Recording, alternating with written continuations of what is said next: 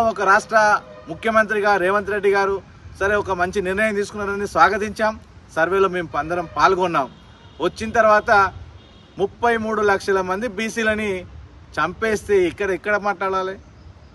ఈ దేశంలో బీసీలు 50% మించి ఉన్నారని ఏ సర్వే అనేది చెప్తుంది. అట్లాంటిది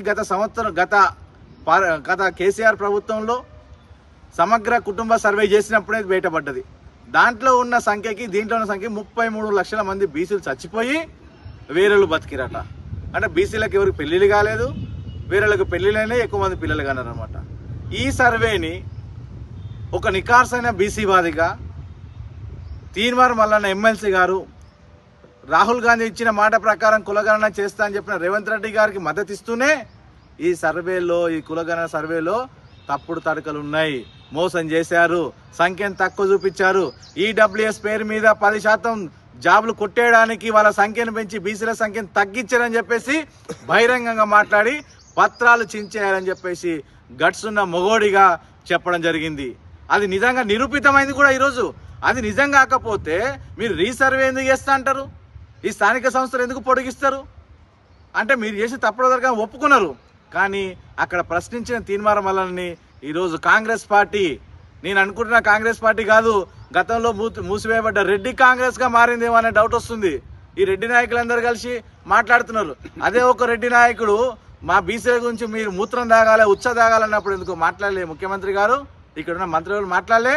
అంటే బీసీలు అంటే అంత అలుకు అయిపోయినారా? అంత లోకు అయిపోయినారా బీసీలు అంటే? మీరు బీసీ నాయకులు తూలనాడిన నాయకుల గురించి మాట్లాడరు, కానీ ఒక్క సందర్భంలో మాట్లాడితే వాడి గురించి మాట్లాడితే ఈరోజు మమ్మల్ని మొత్తం రెడ్డి ప్రపంచాన్ని అన్నంత మొత్తం మునిగిపోతుందని మాట్లాడుతున్నారు. ఖబర్దార్, మీరందరూ ఆలోచించాలి. ఈ తెలంగాణ రాష్ట్రంలో 60% ఉన్న బీసీలం రేపు తలుచుకుంటే ఖచ్చితంగా ఈసారి మార్పు వస్తుంది. రాబోయే ఎలక్షన్లో బీసీల సత్తా చాటుతాం. కాబట్టి తీన్మార్ మల్లన్న గారు మాట్లాడింది 100కు 100% నిజం. కాబట్టే మీరు రీసర్వే చేస్తున్నారు, మీరు ఎలక్షన్లు పోస్ట్పోన్ చేసినారు, అప్పుడే అర్థమవుతుంది. కాబట్టి తీన్మార్ మల్లన్న గారికి కల్వకుర్తి బీసీ ప్రజానీకమంతా, బీసీ సప్లాన్ సాధన కమిటీ తరఫున, సంక్షేమ సంఘం తరఫున ప్రతి ఒక్క బీసీ మేధావులందరూ కూడా మద్దతు తెలియజేస్తున్నాం.